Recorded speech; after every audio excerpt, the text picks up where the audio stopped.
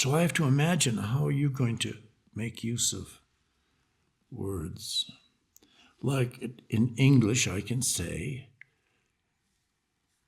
that I can use the word materiality, and I can use the word mentality. And at least for an English speaker, or if you can bring shift the target of your attention from mentality to materiality, you're much more in a yogic world, and much more what's really meant by embodiment, that you think of the world bodily and not mentally. The Japanese have this word ma, and we call this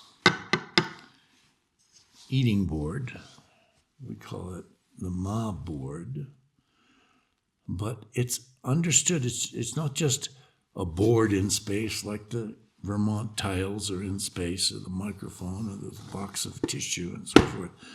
It represents a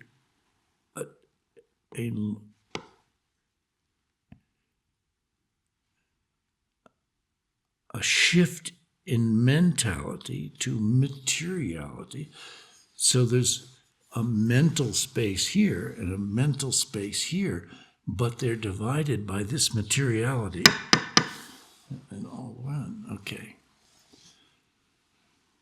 But we don't think it, we just, we traditionally, I hadn't made the tan so high, you try not to touch this as you come over it, because there's a dividing line between the space of and physicality of Zazen, and the space and physicality of doing the service and so forth.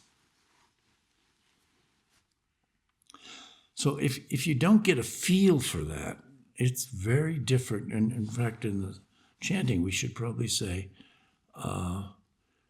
not to, what do we say, to, I vow to see, and something what we just chanted, maybe we should say realize instead of see, because see is a visual and locates us in a visual mental world.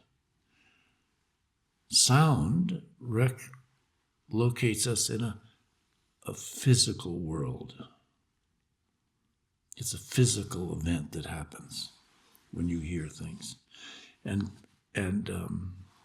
they say, I'm supposed to wear my hearing aids because if you don't wear hearing aids, you're more likely to get dementia. Well, I'm wouldn't be too excited to have dementia, so I'm trying to remember to put in the hearing aids, because the hearing aids make you feel the physical dimensionality of the world, which after a while, you don't even know you're doing it, but you are doing it. So in practice, we're emphasizing the physicality of the world more than the mentality of the world. And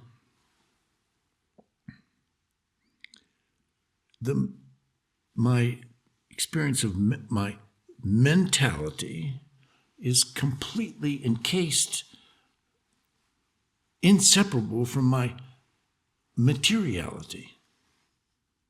But my attention is on the mentality and not so much on the materiality, unless I have a stomach ache or something. So how do we make what I've been trying to do the last weeks is find ways to make the shift from attentionality being mental attentionality to attentionality being physical attentionality.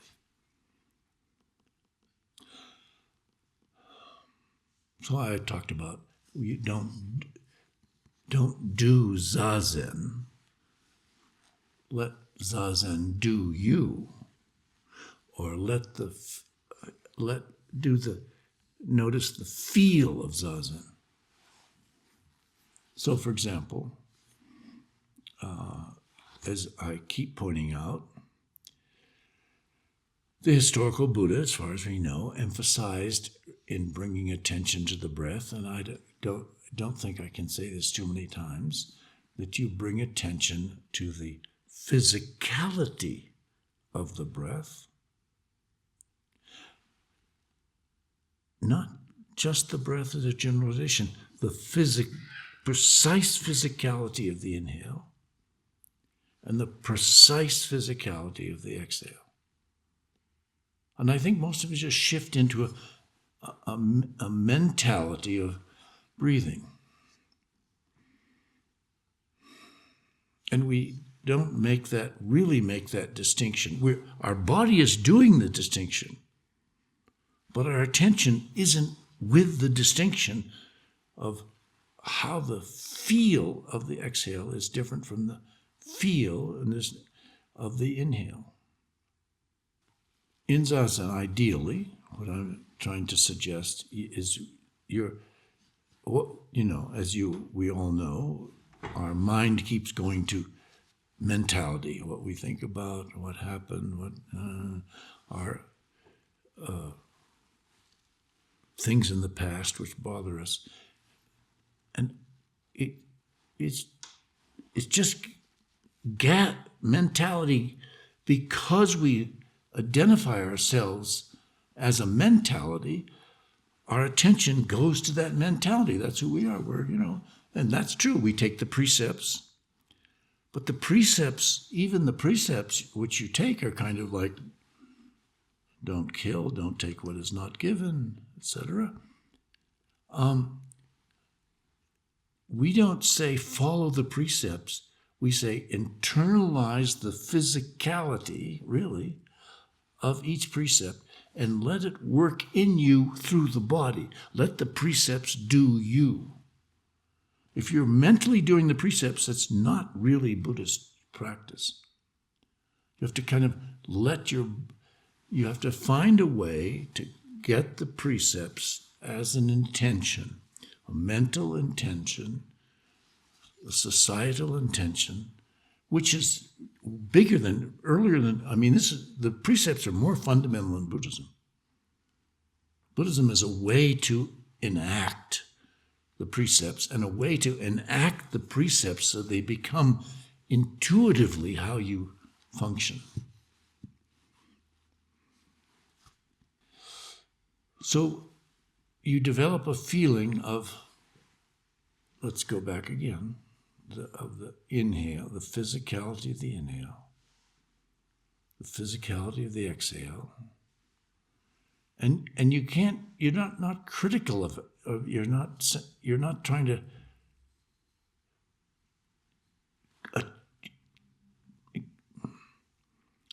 you're not trying to do something.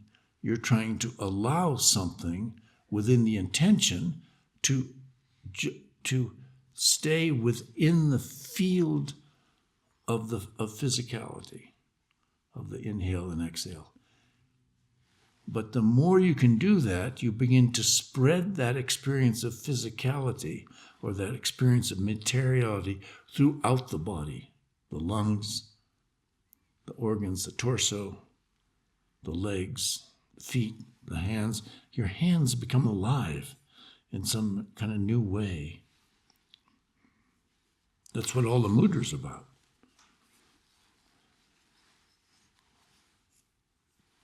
The statues are trying to show you a body which is materiality. If you're just seeing objects, you're in a world of mentality. If you feel the in-betweenness, you're in a world of materiality. So space, you need to find a way to experience space as proportionality, maybe. That's what the Ma idea is all about. Space is, you feel the proportionality of things.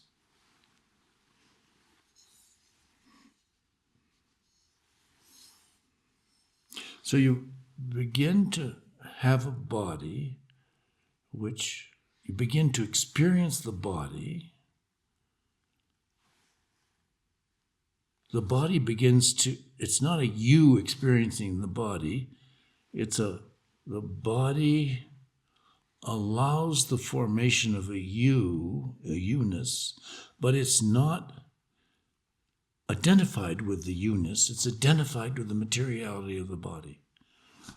How am I ever going to make this clear? I don't know. But anyway, swinging doors are mentality. Sliding doors are materiality. So if you live in Japan, I was just there with some of you,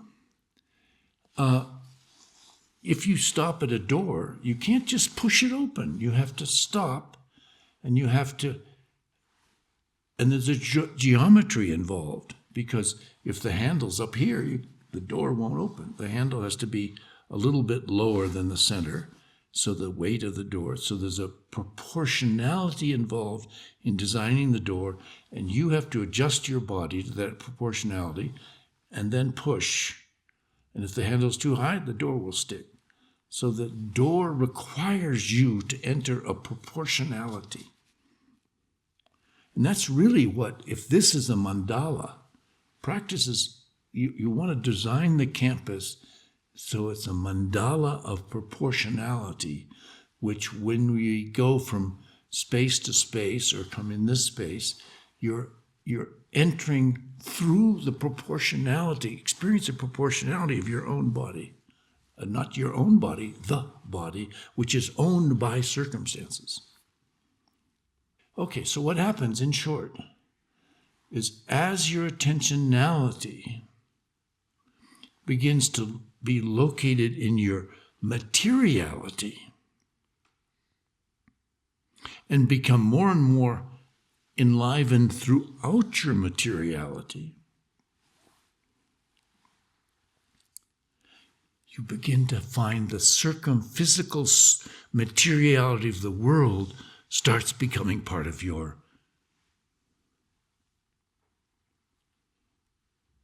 identity. Not identity, not my identity, becomes part of your matter-identity. Matter-identity. Yeah. Oh, I've got some matter-identity now, you know. Anyway, that's the basic idea.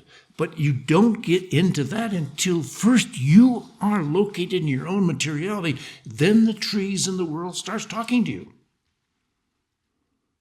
and living you. You don't feel, you feel, oh, that's also me.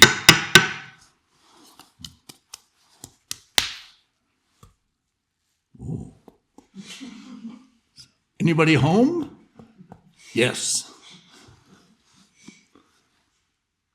There's so much more I'd like to say, but I'll stop. Thank you very much.